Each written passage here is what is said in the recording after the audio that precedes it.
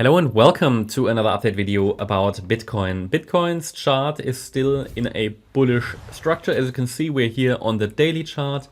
Idea is still that we could have started that wave 5 to the upside there. Yeah, maybe we're still in the wave 4. That's nearly like a coin flip at the moment. But the idea is that either way, we should be either close to a breakout or we are already in the breakout. Okay, either from here with another diversion into the support zone, which means just technically it could be another opportunity to add, but only if support levels break, because then we could, or I should say, only if micro support levels break, then it will likely send the price back into the orange main support region, and then we could turn around there. Or we move up directly. If we move up directly, and I shared with you the wave count already several times on the smaller time frame, then I'm looking here at a move into the area around 85 to 90k. We calculated the target zone a few times before. Further extensions are always possible, but they need to prove themselves. So it's like 85 to 90k first. And I would assume, based on what I see right now, that it's going to do it in a direct way, which means that this here is a wave 1. Wave 2, we do a 3, maybe a little higher than now, then a 4, and the 5 could send us really into that target area. I did receive the question if this here will be another 1-2 setup. Well, it's technically possible. Could always do a 1, 2, 3, 4, 5, but then it would get very extended, and that would need to prove itself. Either way, as long as we're holding the relevant micro support areas that I communicate to you, we should move higher. And it would be ideal. It would be ideal if the price could break out above that 71,000. That's just structural resistance, 71,950 level, because that should eventually then lead to a breakout. That's the next target for the bulls.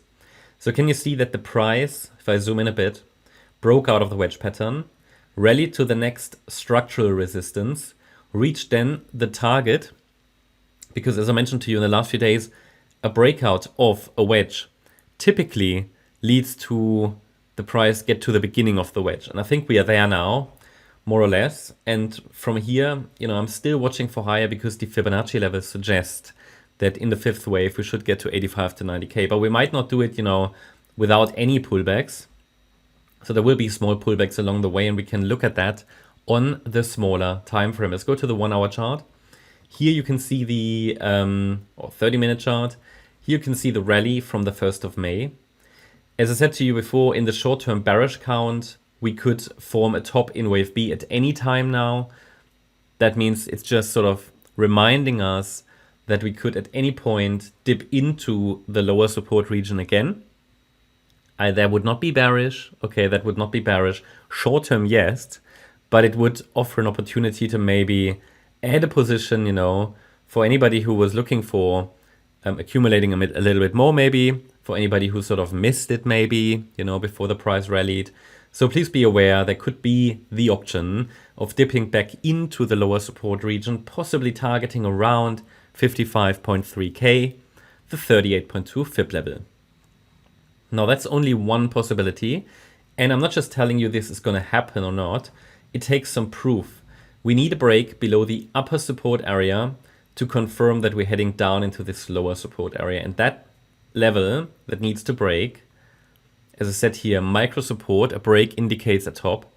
That level is 64,360. When appropriate, I will always move it with the price, so it will climb higher with the price. And therefore, this level will, maybe, if we break out to the upside, form one more high, that level might end up around 65, 66k. So that just means that if we break support, you need to know what happens then, right? What happens if support breaks and I don't give you an alternative? Then you have no idea what likely the pathway is. That's the beauty of Elliott Wave. It always gives us sort of alternative wave counts and a plan B, a backup plan. Very, very important. That's one of the key strengths of Elliott Wave. Now, as long as we're holding micro support, as long as we're holding this support area, we could look at higher prices more directly. And that could happen also in wave B in white or in the yellow count. So in the yellow count, I'd like to see another 4-5 pattern, which could then send us into that area around 85 to 90K, as I just showed you on the daily chart.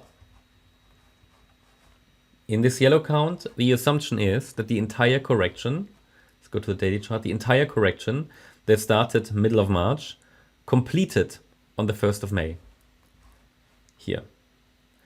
And then the wave count would be wave 1, wave 2. This here would be a wave 3, which ideally gets at least one more high. Ideally at least one more high to 73,816, maybe even 76,465. If we get there, then I will adjust the support area, of course, then another 4, then another 5. I'd say we need to push a little higher in wave 3 in order, first of all, to reach the first ideal target for a wave 3 in general. That's the 1.38 extension. Not only that, also in order to reach that 85 to 90K target in wave 5 then, unless the wave 5 is really extended.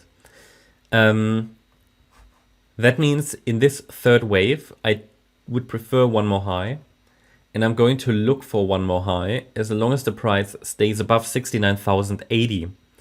A break below 69,080 would be a little bit too large for this fourth wave, and I would start to assume, at least evidence would come in, that we're already in the larger fourth wave, or maybe that the B wave is topped. Okay, so to keep it very simple, very clear, as long as we're holding 69,080, I'm looking for at least one more high to the upside.